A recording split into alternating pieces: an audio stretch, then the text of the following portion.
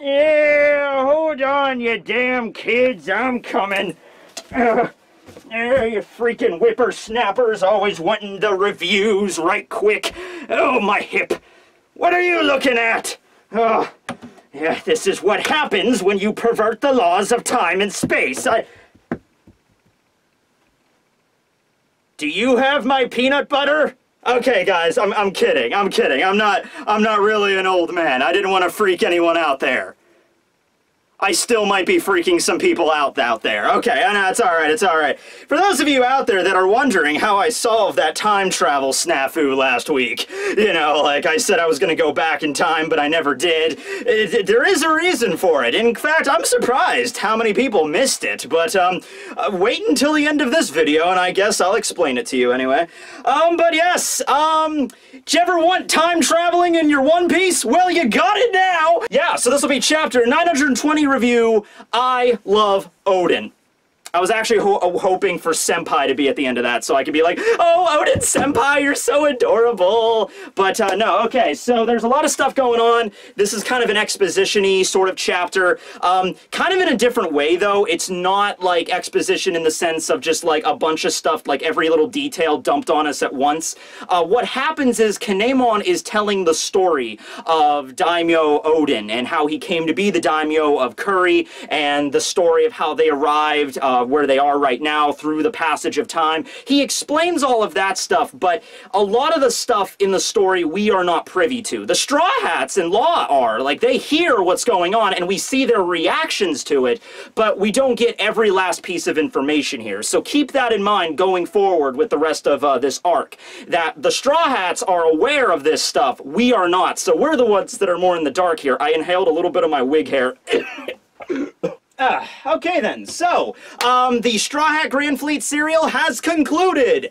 You know, it feels like it's been going on forever. I've been reviewing One Piece for about a year and a half, a little bit more than that, in this format, and, I don't think there's been a single one of these where it was just a fan request, because that Straw Hat Grand Fleet serial lasted so long. But yeah, Oda does these. He does, like, the fan requests for probably the next few weeks until we pick up with another cover serial. Come on, Marvelous Misadventures of Caesar Clown. I'm hoping for it. It would be hilarious just to see Caesar like jumping between island and keep getting into hijinks. Maybe he'll eventually land at Kalibali Island. Can you imagine Caesar and Buggy teaming up? Come on, that's what it has to be. But in the intermediate, we have fan requests, and this one is hilarious. It is a fan request of Zoro and Sanji dreaming about defeating one another. Okay, so we see them on the deck of the Thousand Sunny, and they're like passed out dreaming, and we have a little dream bubble above each of them depicting Sanji defeating Zoro and then Zoro defeating Sanji. Now, Sanji's is one that makes a lot of sense. You see Zoro passed out off to the side, one of his katanas is broken. I'm imagining this is how Sanji's dream went. You know, they're walking next to each other on the Sunny and they bump into each other. Zoro takes out his katana. He's like, hey, watch where you're going, you damn, you know, target face. And Sanji just kind of, he's really cool in his dreams. He's super, super suave in his dreams. You know, Zoro's probably just like, hey, where are you going? And Sanji's just like, you getting in my way, Marimo head? And then, with just one kick, he just snaps Wado Ichimonji in half. And as the dream Zoro looks down like, huh? You done broke my katana there, Sanji. And then another foot just BAM! Knocks Zoro right upside the head. And he goes down. And then, of course, it's Sanji's fantasy. So Nami immediately rushes over like, oh my god, my hero! You completely destroyed a member of our own crew, broke his sword, and greatly decreased our fighting power because of it, but you're such a man, Sanji. Come back to my bed chambers, and I will give you the most epic of sexual encounters until the end of the Grand Line journey. And he's like, oh yeah, this is a great dream for me. So that's Sanji's dream, and that makes sense, okay? I mean, we all have a boner for Nami. Yes, everybody. I actually did a survey recently, all 7 billion people on the planet, and in fact, some animals all have a boner for Nami. I know, it doesn't make much sense, but can't argue with the results. Now, Zoro's fantasy is a little bit different, and maybe even funnier, depending on how you view it. So Sanji's off to the side, he's passed out, his legs are up. I'm imagining in this one, Zoro was a little bit more direct about it, you know, they bump into each other, and then Zoro swings around really quick and just bonks him in the head, and he falls down. But the one giving praise to Zoro is Chopper. And Chopper's off to the side like, you did it, Zoro, yeah! And Zoro's like, yeah! So I'm like, it makes sense for Sanji to want Nami's praise. We know this, but does Zoro just dream about wanting Chopper's praise? Like, maybe he just meant it in the context of just like, I just want my crewmates to praise me, but it's weird it's Chopper, you know? Just like, he's like, Chopper, I always secretly wanted your praise, man. It's okay, Zoro. I think you're awesome. Thanks, Chopper. I love you, man. I love you too, Zoro. Best friends! The Funko Pop is coming out with the remainder of the Straw Hats. They're coming out with Usopp and Sanji and Robin. So after I get all of the Straw Hats set in Funko Pop form, I need to do like a figurine, you know, action figure theater or something. Except for Brook. They're not making one of Brook. They have every other Straw Hat coming out except for Brook. He's probably going to come out eventually, but they're leaving him out, and I don't know how I feel about that. Alright, so let's get right into the chapter. We got a lot of stuff to cover, so let's just do this. The first thing Kinemon brings up is that the name of this castle, even though it was stated to be Oden Castle, the actual name of it is the Castle of Curry. Alright, now I didn't pay a lot of attention to this, but I did think it was a little weird if the castle was named Oden Castle, yet, you know, Oden was only one of the daimyos. Like, weren't there daimyos before Oden, so why was it called Oden Castle? It doesn't really make it's not really a lot of difference, you know, one way or the other. It just goes to show that Oden was so beloved in his region of Curry, they just took the naming the castle Oden Castle because of their love for their daimyo, for their leader. But yeah, the official name of the place is just the Castle of Curry. So, Kinemon goes on to explain what Lord Oden was like. And even though this is a chapter that expands a lot about his backstory and everything, we don't know what he looks like yet. We do get a silhouette. We don't get to see a lot of him. Just part of his face is shown, and most of it is in silhouette. His hair is kind of like a fan shape, or likened it to a peacock's plumage. Maybe something of that nature. He is wielding a katana.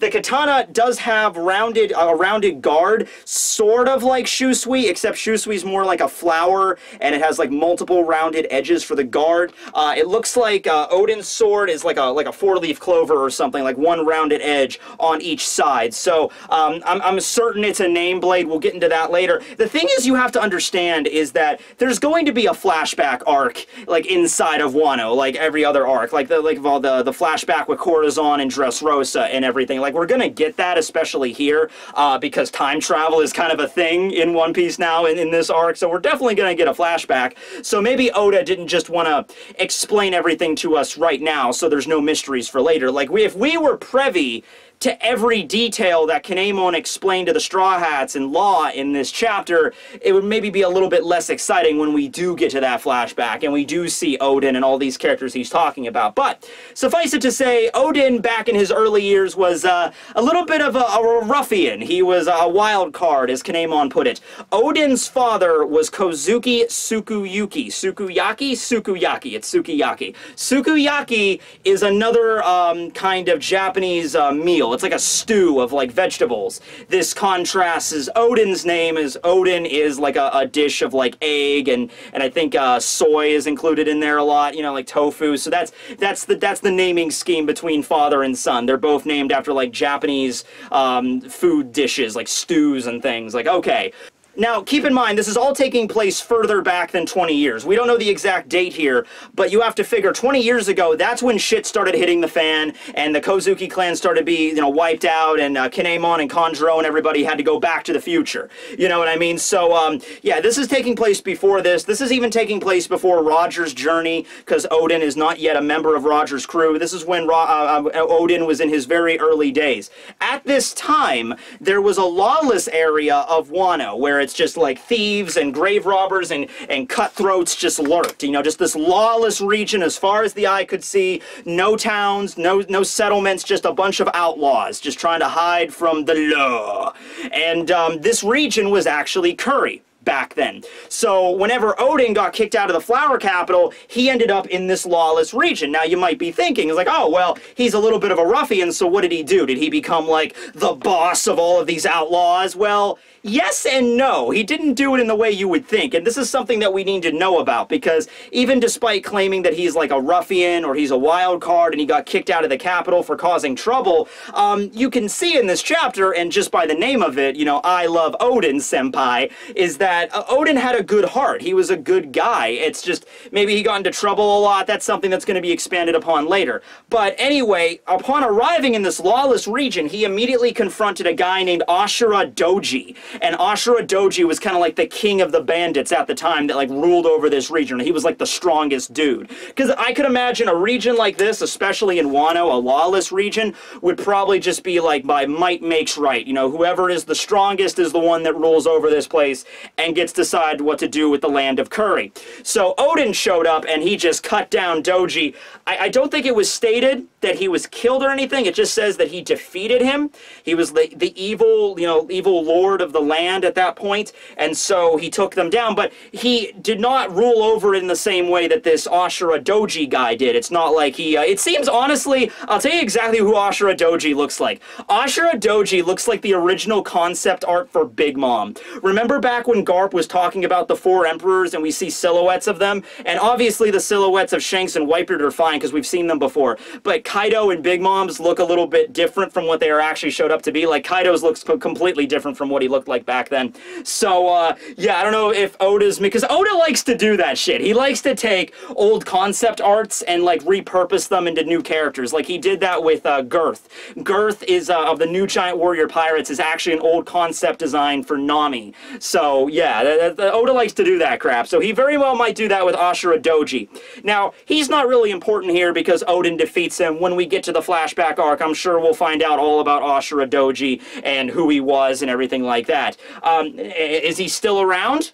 I don't know. He could be. So a lot of names are going to be dropped in this chapter. A lot of names of people. Sukuyaki, Doji. There's another loyal follower of the Kozuki clan we're going to get to later. So a lot of names to keep track of here. But anyway, after defeating Doji, Oden basically became the ruler. Sword fell out of the sheath. Oden became the ruler of Curry and actually started setting up like a settlement. He became the daimyo of this land, and he set up towns and that paradise plantation we were talking about. Oden did all of that, and the people of that region started to live in peace. And he gave them jobs, and he's like, you got to stop plundering. You got to stop just roving around the land and you know, killing and stealing. You know, we're going to set up a place for you to actually live in a town and a plantation where you can work and you can make money, and we can do this whole like commerce thing, you know, because the whole cutthroat thing, it doesn't really last as long. Not a good retirement plan for that, you know. So yeah, Oden got the position from his dad. His dad Sukuyaki noticed what he did and how great he was, and all of the people of the land of Curry were rejoicing that Oden did all of this. So he was made the daimyo, and people respected him for him. So everything seems to be going good, right? Right? Right? Right? No, it's not. We all know how this story ends. That's why it's sad. That's like, you know, oh yeah, our Lord Oden, he showed up and he cut down the leader Ashura Doji, and then he took over the land of Curry, and he made it a paradise in our land of Wano. And oh my god, it's Kaido! Okay, so we're actually going to cut back to that in a little bit. There's a few of these, like, buffers between, like, parts of the story. So that's the first part of the story. That's the good part of the story. You know, Oden, you know, he's a little bit, I would imagine he's kind of similar to Kiros in that respect. You know, Kiros started off as just a street punk, really strong, but then Riku gave him direction in his life, and he ended up becoming a stand-up fellow. So that's where I'm kind of seeing this with Oden here. So, with that being said, we now cut over to where Zoro's at. Remember Zoro, I mean, it happens. He got lost last chapter. He was riding on the back of the Koma Inu, and, you know, they just took a wrong turn at Albuquerque. I mean, come on now. The Koma Inu was running straight up a mountain, and Zoro just happened to get lost. It would have happened to anybody, really. So the region that Zoro is in is actually a lot similar to the region we saw when he first stumbled upon Luffy. It's a vast wasteland, and we see the Kaido factories in the distance, all the black smoke pillaring up. So, I'm guessing he's down at the base of the mountain again, just maybe in a slightly different place than he was earlier. So yeah, now we still see the river, and we see some boats on this river heading down toward the factories, and so Zoro is just kind of looking around, and of course he's like, man, I can't believe all those guys managed to get lost when we were riding on a Koma Inu. This is hilarious because look, this is what Zoro always does. He's just like, he's not the one that realizes he got lost. No, he thinks everybody else got lost. But Zoro, buddy, I want you to think about the words you're speaking really quick. Man, we were all riding on that Koma Inu, and then they all got lost. Okay, Zoro. Are you currently on the Koma Inu? No? Okay, then you're the one that got lost, G. I'm sorry.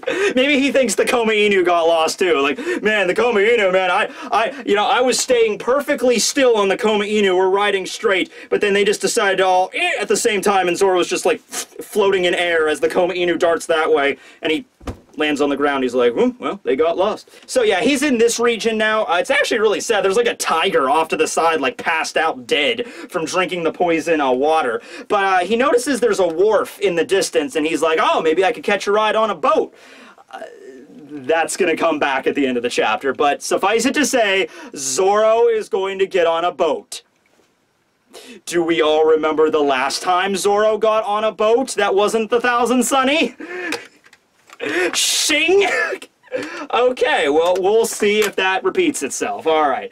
So anyway, we cut back now to actually the beach of Wano, where we don't know where at, but it's the beach. It's probably off to the other side of the mountain. You know, we need to really understand the geography of this country. I would love for Oda to put out a diagram of Wano, the general size of it, where the mountain is, and Leftover Town and Bakura District. Like, we really need to get a layout of the land here, you know, especially since Wano is such a large country, and there's other regions as well. Like, even if he doesn't actually explain, you know, all the other regions, like, oh yeah, that's the Yo region of Wano off to that mountain, you know, but we're not going to go over there. There's nothing important over there. That's fine. Just explain, like, the layout of this place. But we're on a beach right now, and this is where we see Duke Inuarashi. So I figured he was going to be here because Momonosuke arrived, and of course, the last time we saw him, he was at Zou. So somebody had to obviously escort him to Wano, and the only person left was Inuarashi because Nekomamushi went to go find Marco. So we see Inuarashi there along with the Musketeers. We see Sicilian in the background. Can't find Wanda, but then again, they probably had to leave some people behind at Zou to protect it, you know, because Inuarashi and Nekomamushi and Pedro and the Guardians and then the Musketeers, they all left. So maybe Wanda stayed behind to protect the place, okay? So Inuarashi is just reminiscing, okay, because of course Inuarashi and Nekomamushi, they have a history with Oden and Roger, and they know these guys. You know, these were their close friends while they were journeying the Seven Seas together. And so Inuarashi's just on the beach, just reminiscing, and he's like, yep, it was on this beach back in the day when me and Nekomamushi washed ashore on this country, and we were ridiculed. So we have a flashback. We get to see Chibi Neko and Chibi Inu, and it's so adorable. But yeah, they washed ashore on Wano decades ago. We don't exactly know how long ago. And of course, considering how Wano is right now, we can figure that they were, yeah, discriminated against quite a bit. You know, they go, oh God, dog face, cat face, get away from me. Remember that show, Cat Dog? Cat Dog! Cat Dog! Apparently Zoro and Law really don't like Cat Dog. But Luffy, you're still with me. That's good. Now, Inuarashi goes on to say that Oden was the only one that treated them kindly and like human beings, you know, like normal people, you know, Nekomamushi and Inuarashi. And Inuarashi begins to cry while reminiscing on the beach about Oden because he was such a great guy. And, you know, from Momonosuke and Kinemon's perspective, it was only a few months ago that Oden, you know, died. But from their perspective, Inuarashi and Nekomamushi, it's been over 20 years. Okay, and that's a moment that makes, like, the Zou arc even more powerful now, because that scene where they were like, you know, Raizo is safe, that adds a whole new layer to it now, because it's been 20 years since then. So you mean to tell me that 20 years ago they made like a pact with Oden and the Kozuki clan, like, we will protect your honor, you can always rely on us for a favor, and then 20 years go by, and then Raizo arrives, and then Jack shows up, you know, a 20-year-long promise from a dead guy, and they still held it up to their last breath. That is some serious honor right there, sir. That's what the minks are all about. So he goes on to reminisce about this. We now cut back over to the story, and by the way, Inuarashi states like kind of like as a monologue over it, because we don't hear exactly what's going on with the story right now. It's just kind of we hear Inuarashi's voice over it, and he says, you know, Whitebeard was charmed, and Roger was absolutely captivated by that samurai of Wano, by Oden. Oden always used to say, this place is too cramped. So that's the reason he wanted to open up Curry to all the people there so he could have his land, you know, open up for these people. That's the reason he wanted to have the open border policy. Open up Wano so everybody can come in. That's the reason he wanted it. He's like, this place is too cramped. We need to be opened up to the big wide world out there. Okay, so now we cut over to the story, and we see the Straw Hats, you know, they're mixing in and out between laughter, and they're like, you know, oh, that's so awesome, oh, that's great what Oden did, oh my god, and then they start crying, because Kinemon is obviously getting to the sad part of this story, probably the part where somebody betrayed him, the arrival of Kaido, the coming to power of Orochi, you know, like, all of this stuff. Yeah, this is the stuff that we're leaving out right now that we don't know about. Even Luffy is completely captivated by this. Okay, and remember, Luffy's the kind of guy, like, alright, when you sit him down and tell him a story, a series of events, you know, sometimes he might listen, but other times he just might be thinking about meat the entire time. And so even Luffy is someone that's, like, sitting there like, oh, well, what happened next to Oden, okay? And then Kinemon continues the story, and we get, you know, we actually know what he's saying now. This is how Kinemon finishes it. He says, after all of that, the stuff that we don't know about. After all of that, our beloved daimyo Oden was taken to the Flower Capital to be executed, and Luffy goes ballistic. He just stretches out his arm, breaks one of the wooden pillars, and I'm like, okay, Luffy, we're in a very rickety, burned out wooden room right now. You might not want to do that, but Luffy is pissed. He's just like, that damn Orochi did what? So, whatever Kinemon was, you know, telling them, whatever happened, however Oden was betrayed, or how he was, you know, classified as a criminal, maybe it was kind of a Riku thing, kind of made to be out the bad guy, but he wasn't. He was like hamstringed a little bit. We don't exactly know, but everybody is shocked by this. Luffy is pissed, especially, and so Kinemon just starts breaking down into tears at this point, folks, and he's like, that all happened to our Lord Oden over 20 years ago, but to us it only happened just a few months ago. So they all start crying. Brook, Chopper, Carrot, they all start bawling their eyes out there, and they go on to the next part of the story, the time-traveling part, the part that we're a little bit... I mean, that part was really interesting, too. We want to find out about the history of Oden, but I think a lot of people in this chapter are just like, yeah, that's great, that's really sad, we'll probably find out more about that later. Hey, by the way, how can you guys time travel? You know, or was it time travel? I know a lot of people, and this is something I didn't even bring up, but a lot of people last chapter were like, you know, Tekking, it doesn't necessarily have to be time travel. It could have been suspended animation. They could have been, like, in cryogenic freezing tubes under the castle for 20 years. And I'm like, well, you know, maybe not exactly like that, but some sort of suspended animation, you know, and I'm like, well, yeah, that's not impossible, but I think the time travel aspect is a little bit more cool, and I think that's what Oda was going for, and in fact, he was there. So, they explain, okay, after Oden was executed, okay, he was executed at the Flower Capital. As soon as that happened, Kinemon, Kanjuro, Raizo, all of the retainers, they rush back to Oden Castle to try to, like, I guess, save the family or get out of the country or do whatever they can, but they were too late. By the time that they arrived at the castle, Kaido had already acted and set aflame to the whole damn thing. Also, fun, we get to see possibly the 3 calamities in this chapter, in silhouette, of course, because you gotta have that silhouette first before we get introduced to them. But we see Kaido, his shape and form over the burning Oden Castle, and then off to the right, we see a figure that kinda looks like Jack. You know, keep in mind, this was 20 years ago, so Jack might have looked very differently back then, or at least a little bit different than how he looks now. Kaido looks pretty much the same. I don't know if he's depicting Kaido as he looks now, or how this is how he looked, you know, 20 years ago. I don't know. But we see these 3 figures off to the side. One of them resembles Jack. Another one honestly looks like Pika with the helmet and, like, spikes coming out of his shoulders. Pika didn't have those kind of spikes. His spikes were straight. These ones are, like, crooked like horns. But just the helmet kind of looks like Pika's, and then there's somebody else off to the right. So those might possibly be the 3 calamities. I'm not sure, but it makes sense that they would have to also be in the same, like, Kaido's up there lording over the burning castle. It would make sense that his 3 strongest fighters are also represented there as well. We also see the silhouettes of Kinemon, Kanjuro, Okiku, Raizo, and another retainer who we don't know yet. He seems to be a rather chubby kind of dude, kind of the same stature as Raizo, and he's wearing a Casa hat. We don't get to see his face all that much, or at all, really. But there is another retainer there, and that makes sense because there were more retainers listed on those graves. So it's possible he might have stayed behind in the castle and actually died, and his grave really is there. But we don't know. Okay, so next scene is they go inside of the burning castle. They have to try to save the family as much as possible, and there are 3 people left in the burning Oden castle. There's Momonosuke, there's Momonosuke's mom, who is Oden's wife, and that was Lady Toki, so Toki Kozuki, alright, Toki means time. Yeah, I know, it's kind of on the head there. And then there's also Lady Hiyori, and Hiyori is, I'm assuming, Momonosuke's sister. Or, you know, I'm assuming it had to be her his sister.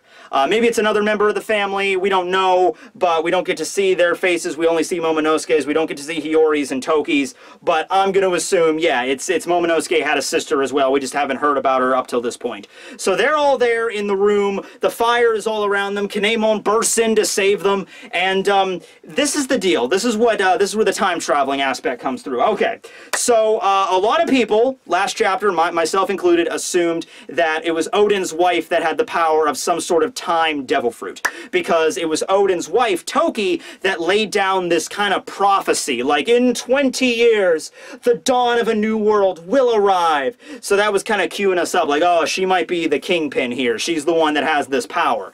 And yes, you're right. Lady Toki had the power of the Toki Toki No Mi. So her name is literally after the Japanese word for time, and she has the power of the time fruit. Alright, now, this is a big one, guys. This is a big one, alright?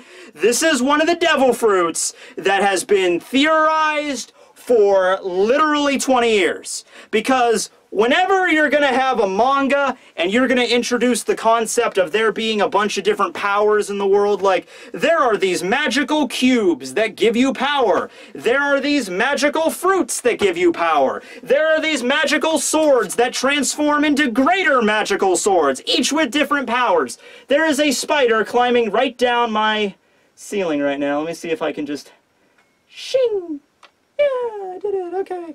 Oh, wait. Oh, is he? Aha! It worked! I don't know. Yeah, I caught a spider! It's like a fishing line. This is great. Yeah, okay, he's good. I didn't want to put the sword down until he got to the ceiling. He's good. He's safe, huh, buddy? Alright, so, but anyway, yeah, this is the big one. This is, people have been thinking like, oh, well, if there's going to be all these powers, there's got to be one that can control fire, one that controls ice, one that controls lightning, and then you get into the kind of the metaphysical powers, like, there has to be a gravity one, and there has to be a time one. Now, like I said, last chapter review, I'm okay with there being a time fruit if it's utilized right. And I know Oda's not a shitty writer, so he would definitely be able to do this correctly, and he did. So, the way that Kinemon explains this is that Lady Toki, there was a rumor going around that she's always been someone that is out of time, so to speak. Like, she grew up and was born in a long, distant past and came here through some means. But it was just a rumor. No one knew for sure. It was just an idea floating around.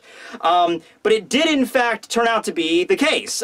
She was born a long time ago, possibly in the Void Century. We have no idea. But hey, if we're going to be talking about a time long since past, the only thing I can think of is during the Void Century she was born, or it was during the time of Ryuma. So like 400 years ago, wasn't that like during the time of Ryuma or something? But I'm going to assume the Void Century, because that would make the most sense. And she could just keep jumping to the future as she saw fit, however many times she needed to do. That was the power of the time fruit. Now, she states, it's impossible to go back in the past. You can't do that. So she sets that rule right now. I'm hoping Oda never breaks that for whatever reason. I don't think he'll have to. But yeah, just keep that in mind right now, that you cannot go back in time. The time fruit can only send things further into the future. Now, in combat, I mean, depending on what the conditions are for initiating the fruit's power, I mean, could Toki just like snap her fingers and send somebody into the far future? Does she have to physically come in contact with them? Does she need to do like a little ritual thing? Like, does she have to summon like a room, like with Law? Does she have to do something like that? Is there a limit on how far into the future she can send people? Because you'd figure if she had this omniscient power where she could just fling things into the future as far as she wants, she could just be like, Kaido, I send you 18 million trillion years into the future. Pop. And then Kaido's, maybe that's how they'll get rid of him. They literally send him to the end of time itself. Yeah, so if there was something like she could do with that, I mean, you think that she would just be able to get rid of her enemies whenever she wanted. But maybe there's a requirement for the fruit. She can't use it in succession, like once after another or something like that. It has stated that, you know, she did travel through the future multiple times to arrive at this point. Let's say she was born in the Void Century and shit started going bad in the Void Century, so she was like, oh man, I'm gonna jump 100 years in the future. So she jumped 100 years in the future, and it's like, okay, well, the world government's in control of everything. I guess I'll try to live, you know, now. But then something else happened, and she had to jump further in the future, and she just kept jumping further and further until she eventually arrived 20 years ago, and maybe she met Oden, and she fell in love, and then she had Momonosuke and Hiyori, her children, and it was one of those things where it's like, you know, I could keep traveling into the future, but I think I finally found the place where I belong. That kind of thing, you know. So when they're about to be finished off by the fire, and when all hope seems lost, Kaido and Orochi taking over this land 20 years ago, that is when Lady Toki uses the powers of the Time Fruit to send Raizo, Kanjuro, Momonosuke, and Kinemon into the future. We also get to see, and Okiku as well, we also get to see that last retainer off to the side. He has like a diamond on his hat, but once again, we don't know about that guy, and we don't know what happened to him. If he got sent into the future too, I don't think he did, because he didn't show up here when we actually see them. So I don't know what the deal is with that dude. Also, why did Lady Toki and Hiyori not go? Maybe Lady Toki had to stay behind because either, you know, her husband was dead, so she felt like there's no use for me to go on anymore. My husband, my dear beloved, the person that decided for me to, like, you know, that I decided to stop time and live with him, he's gone now, so it's my time as well. I've been around for long enough, you know, through the centuries. And maybe she also wanted to stay around so she could spread that rumor, like, the dawn will arise in 20 years. You'll all be sorry, Orochi, Kaido. At that point, the Kozuki clan will rise from the ashes. So maybe that's why she stayed around? But what about Hiyori? What about her daughter? We can assume it's her daughter, who looks actually to be younger than Momonosuke. So what about her? Is she still around? I'm sure she's going to be mentioned again, but why not send her into the future as well if you're going to send Momonosuke? But perhaps, once again, she felt like, you know, maybe Hiyori needs to stay here and grow up, and she has another job she needs to fulfill. Meanwhile, Momonosuke has to be sent into the future so the heir can live on, the male heir of the Kozuki clan, because that's very important. So, okay, maybe then we're going with something like that. Also, at this point, I should mention that the Time Fruit really could be the most legendary devil fruit in all of One Piece, possibly even something that was never thought to exist, or it was just spoken about in legend. Like, even with devil fruits, it's something that's a rumor, just like, yeah, did you hear there was a Time Fruit? Like, there's no Time Fruit. Look, we have the freaking encyclopedia of devil fruits. Nobody in the history for the last 1,000 years has had the power of a Time Fruit. That's because Toki had it, let's just say back in the Void Century. She kept jumping into the future, so it wasn't going to get reincarnated, so there was nobody around to know it existed. Everybody that knew about its existence back during Toki's time when she ate it, they're all long dead. So there you go. This is probably the ultimate weapon. It's just that we don't know where it is right now. If Toki really did die, then the fruit got reincarnated somewhere. That has to be addressed. Maybe that's why Hiyori stuck around. So it's like Toki decided to pass on, but she needed somebody to trust the fruit with, because there's no way she could leave that fruit, you know, to just be found by Kaido's beast pirates. You know, if she just died and the fruit got reincarnated at some random point on the island, they would have found it, and they would have had the power of time and space at their control. So, and they could have chased after them. It's like, oh no, we're not doing that. So that's possible too. And so you might have had Toki pass away, give the powers of the fruit onto Hiyori, she ate it, and then maybe she jumped into the future even further than 20 years. That might have been something, but we don't know yet. Oh, we're getting into time travel talk now. I love One Piece. All right, so now we see the time and place where they arrived into the future. A big, like, flash of light in the sky, and then, like, Oden and Kanjuro and Raizo and Momonosuke and Kiku, they all land in the the ruins of the castle, which is where the Straw Hats are at right now. And they're looking around and they're like, oh, the castle's all ruined, and they're in a completely unknown land. All right, at this point, like, this is a place that's owned by Kaido and the Shogun. They see the gravestones and they're all, you know, weathered and everything. So they're like, oh, well, I guess it worked. I guess we jumped 20 years into the future. And they see the state that Wano is in with all of the factories and how the Kozuki name is scorned and just made fun of even now, 20 years later, on a daily basis. So they thought that there was going to be nobody else around that was going to be their allies, but they were in fact wrong.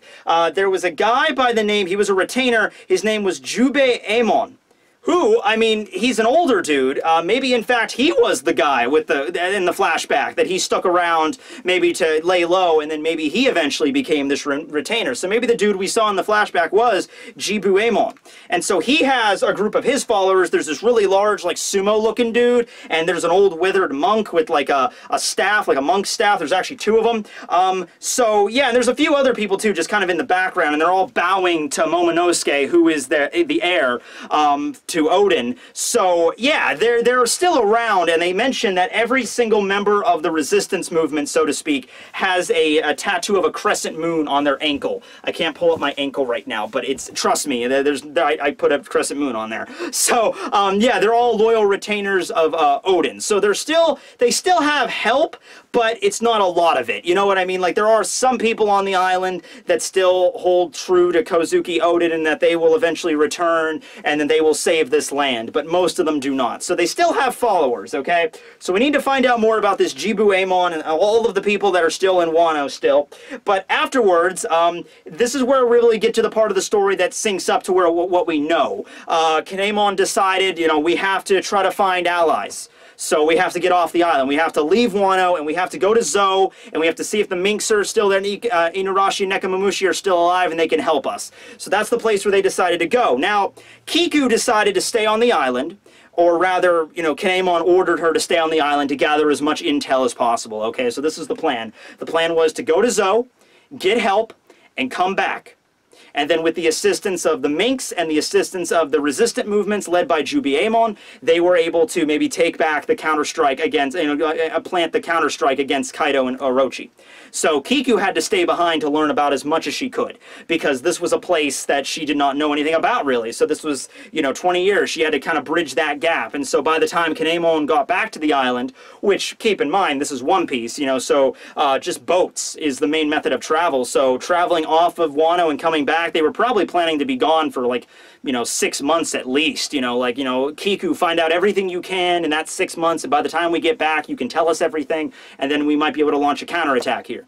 So, this is just so sad, alright? This is just so depressing, alright? So, they try to leave the island, but they were spotted. And of course, that's a big no-no. You're not allowed to leave the island, okay? That's, Wano is isolated. So, they get spotted by Kaido's men, and they were chased after them.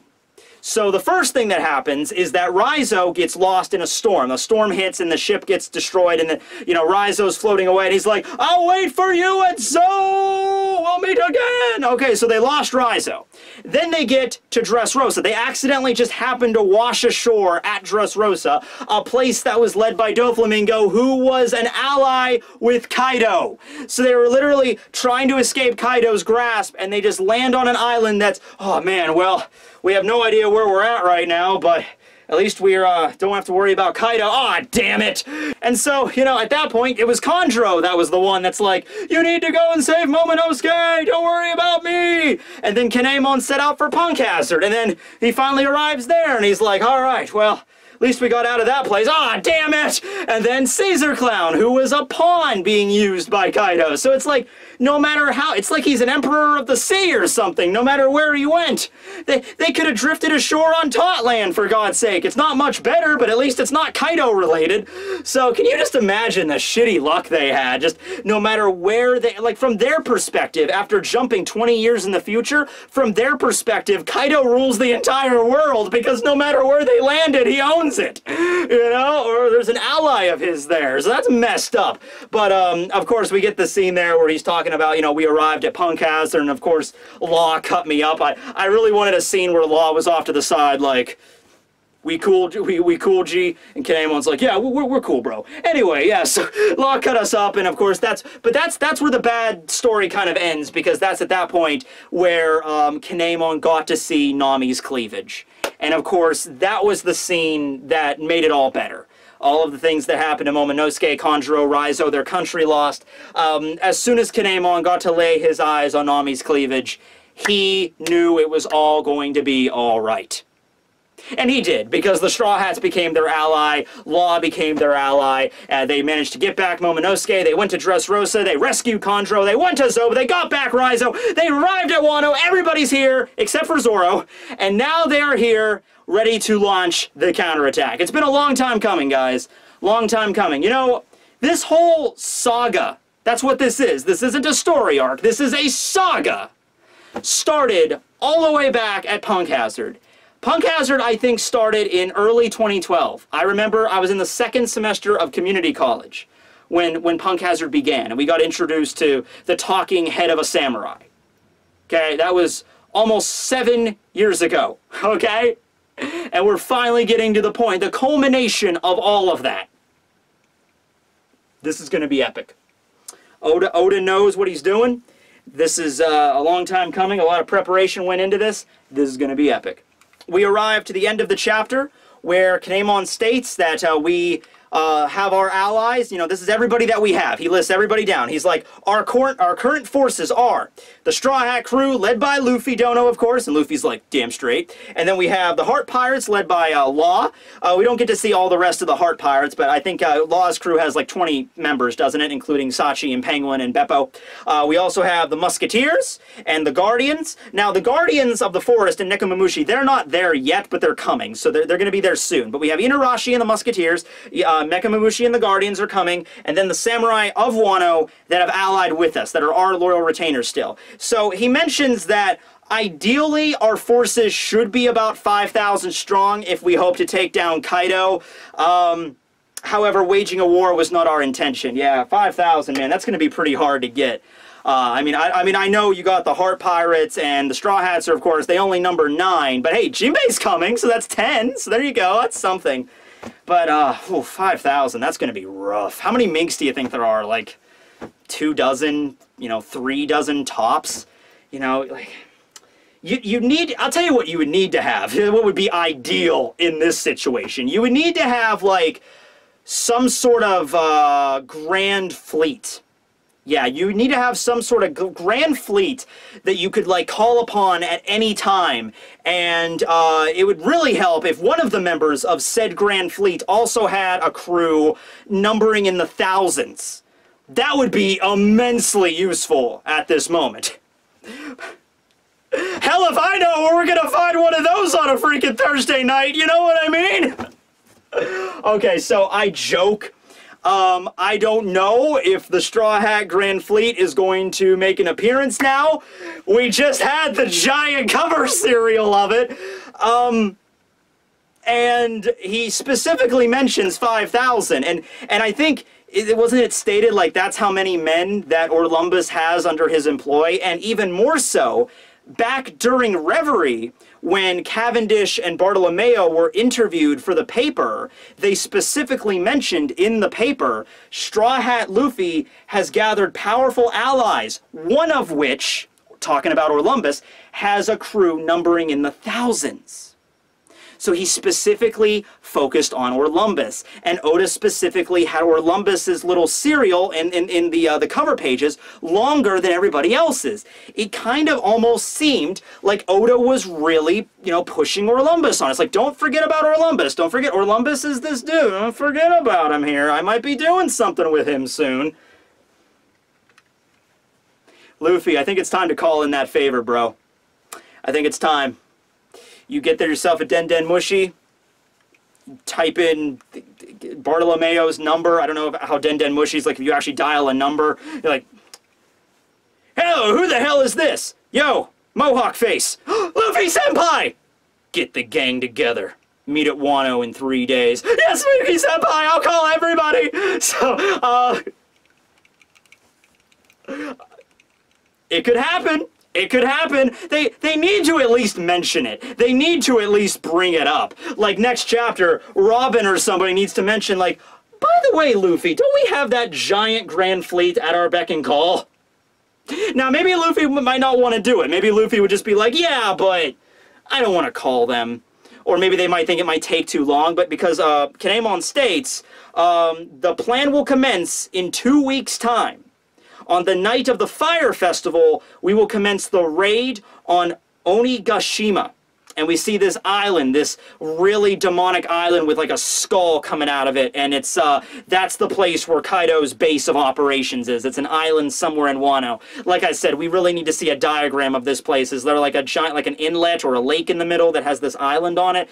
Is it an island on the shore? I mean, like, we don't know. Okay, we have to find out. We have to know how this place is laid out. But that's where Kaido resides. That's the end of the chapter. We see Law, Momonosuke, Luffy, and Inuarashi all there. And that's like to represent all of their forces. Law in control of the Heart Pirates, Inuarashi in control of the Minks, Luffy, the Straw Hats, and then Momonosuke with the loyal samurai retainers that follow under him. Oh, I just thought of something really cool. I'm not sure Oda would do this, but, I mean, it would be really sweet. Anybody out there read Kingdom? I admit I have not read Kingdom in many, many years, but I did read the first, I read all the arcs up until, like, the end of Shin's first campaign, like when he actually went out and did his first campaign, and you know, after that I read, and I think I read up to the point where Oki, you know what happened to him. But the thing about Kingdom that's really cool is that it does like you know, warfare in a very realistic setting, like tactics, more about just like people running up to people and attacking you, like in a very tactical kind of way. That's the way he does it in Kingdom. So maybe, because we're organizing all of these units, especially if we get the Straw Hat Grand Fleet involved, maybe we can get a little bit of that Kingdom action in here. Not exactly, we don't want to make it too, like, boring or logistical or anything. I don't think it would be. But, I mean, if you're going to utilize that kind of, like, that sheer number of people that you're going up against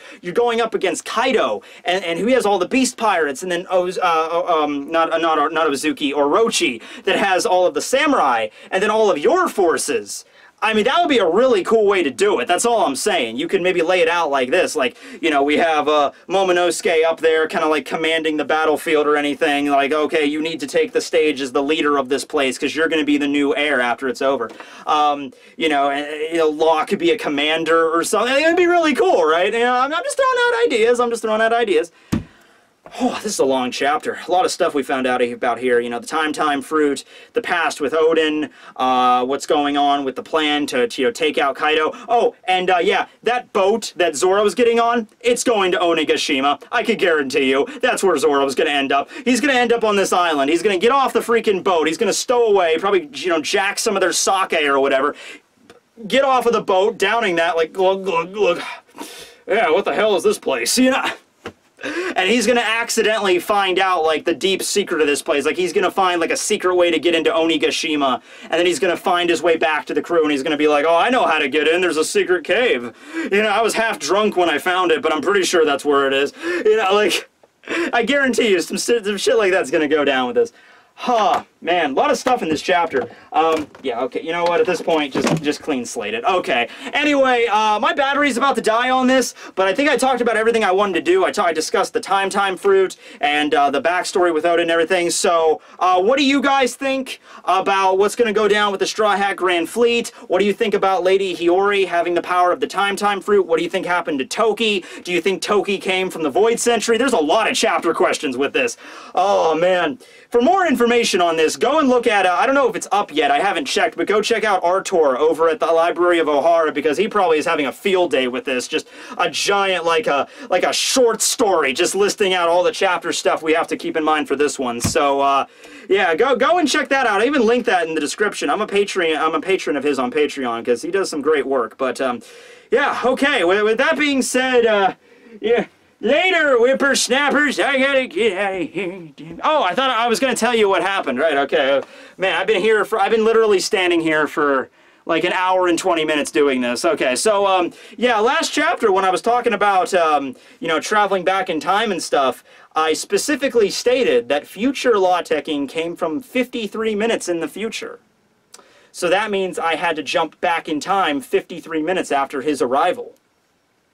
go and look at the time code on the video. Yep. It all makes sense now, don't it? Alright. Well, you guys have a good night. I'm gonna go edit this. Signing out! Time travel time!